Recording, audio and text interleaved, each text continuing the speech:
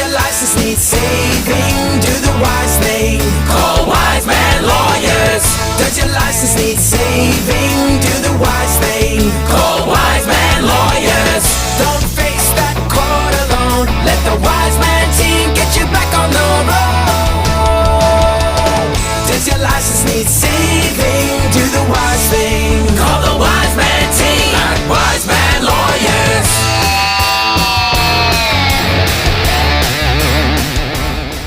Alright, today I'm at St George Magistrates Court.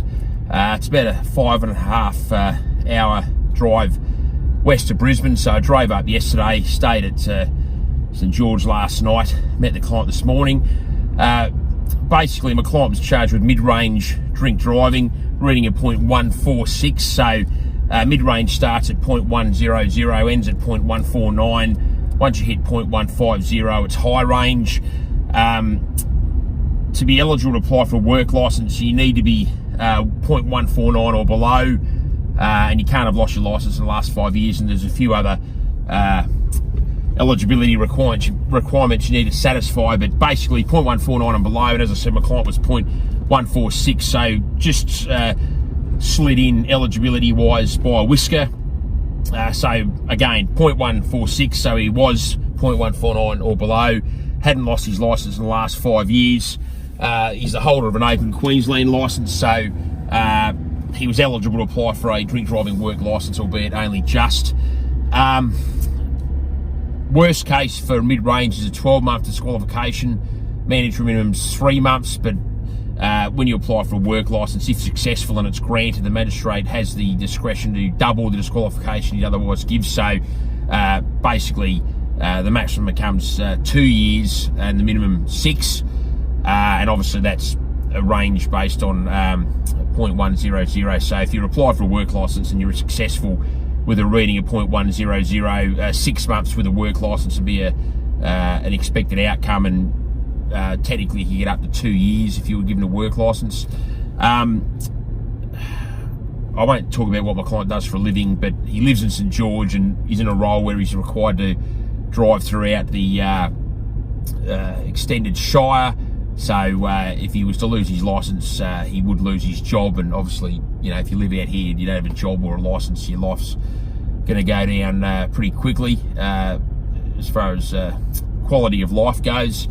So anyway, I was instructed to apply for a DUI drink driving work licence.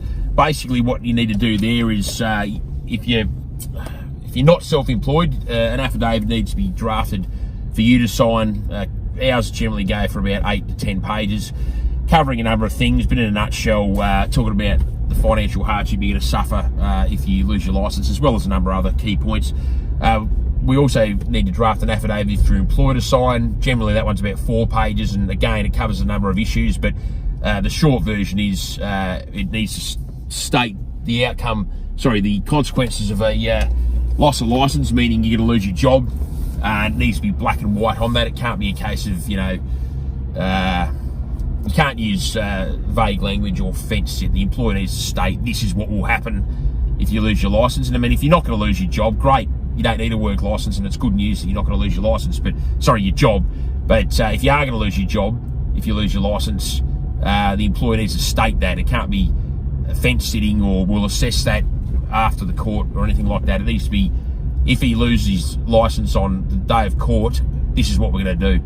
And if you've got an employer that's cagey and won't cooperate or won't give you a straight answer, and a lot of the times in government or large national companies where they've got HR divisions do try to muddy the waters and won't commit, the alternative there is I can summons the employer to give evidence. And what that means is, we'll find if you don't want to draft or sign an affidavit, here's a summons that a process server will serve upon your employer.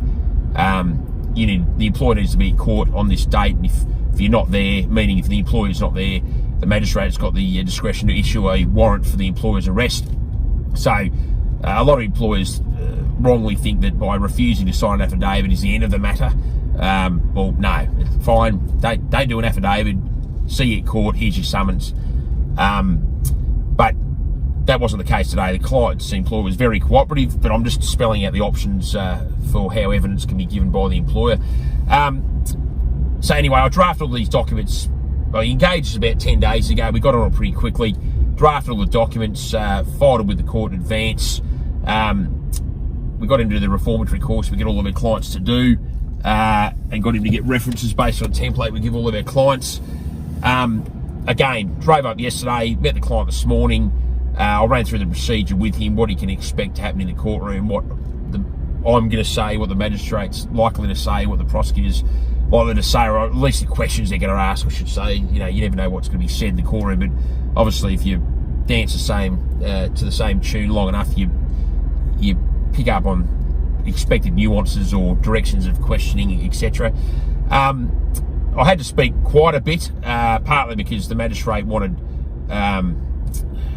elements of the affidavit to be sort of verbally fleshed out a bit, which isn't unusual, and plus, for a number of reasons, I wanted to get no conviction recorded. As I said, I spoke for quite a while, but ultimately the application was successful.